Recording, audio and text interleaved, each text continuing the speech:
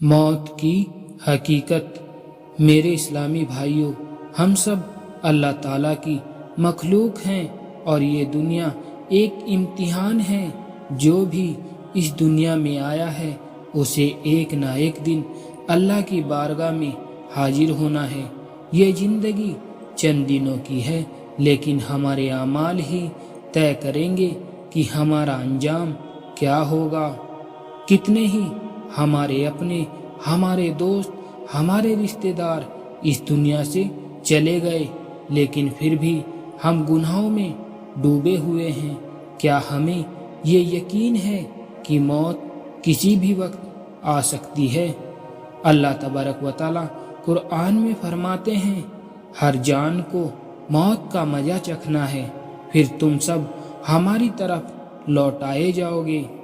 اسلامی بھائیوں، اس کے باوجود ہم اپنے گناہوں کو جاری رکھتے ہیں۔ جب کسی کی موت ہوتی ہے تو کچھ دنوں تک ہمارے دلوں میں نرمی ہوتی ہے، مگر پھر ہم اپنی پرانی غلط راہوں پر لوٹ آتے ہیں۔ یہ کیسا دھوکہ ہے جس میں ہم نے اپنے آپ کو ڈال رکھا ہے۔ اسلامی بھائیوں، قرآن اور حدیث میں بار بار یہ توجہ دلائی گئی ہے کہ انسان اپنے گناہوں سے توبہ کرے، کیونکہ موت کبھی بھی آ سکتی ہے۔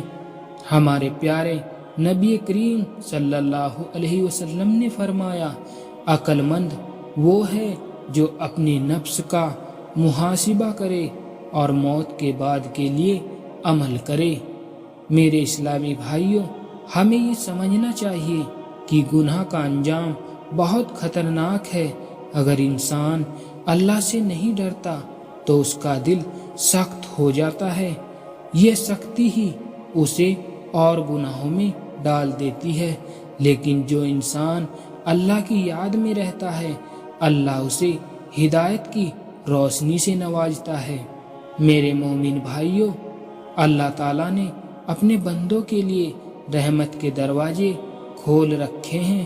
وہ چاہتا ہے کہ اس کا بندہ اس کی طرف لوٹ آئے۔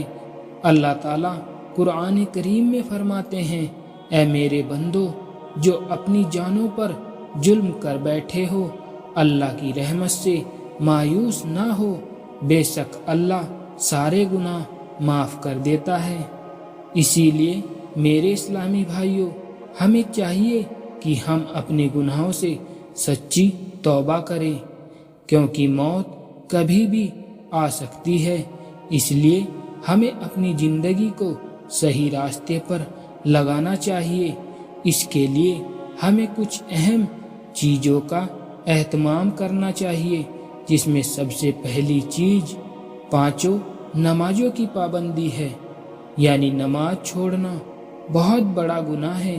ہمیں چاہیے کہ ہم نماز کی پابندی کریں، اور دوسری حرام سے بچنا، جیسے غیبت، جھوٹ، دھوکہ، بیاج، حرام کمائی، ناجائز رشتے، ان سب سے دور رہنا بہت ضروری ہے۔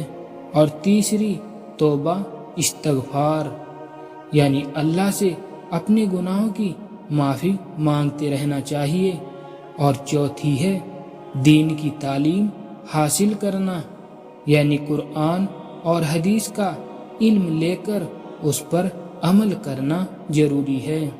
اور 5ویں نیک عمل کرنا، جیسے کہ صدقہ، زکوٰۃ، غریبوں کی مدد، رشتہ داروں سے اچھا سلوک کرنا، ماں باپ کی خدمت کرنا، یہ سب نیک عمل ہیں۔ اور 6، موت کو یاد رکھنا۔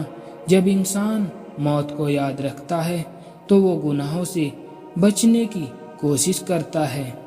اسی لیے میرے اسلامی بھائیوں، اللہ تعالیٰ اپنے نیک بندوں کو جنت کی خوشخبری دیتا ہے۔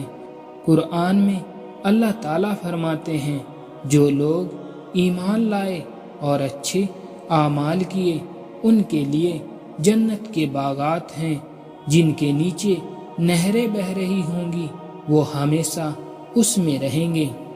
اسلامی بھائیوں اور بہنوں، موت کا کوئی بھروسہ نہیں کہ کب آ جائے اور ہمیں پتہ بھی نہیں۔ اسی لیے ابھی ہمارے پاس وقت ہے، ہم اللہ کی طرف لوٹ آئیں، گناہوں سے توبہ کر لے اور نیک عمل کرنا شروع کرے۔ کہیں ایسا نہ ہو کہ ہماری موت آ جائے اور ہم گناہوں کی حالت میں دنیا سے چلے جائیں۔ اللہ ہم سب کو نیک عمل کرنے کی توفیق دے اور ہمیں اپنی رحمت سے معاف کر دے، آمین۔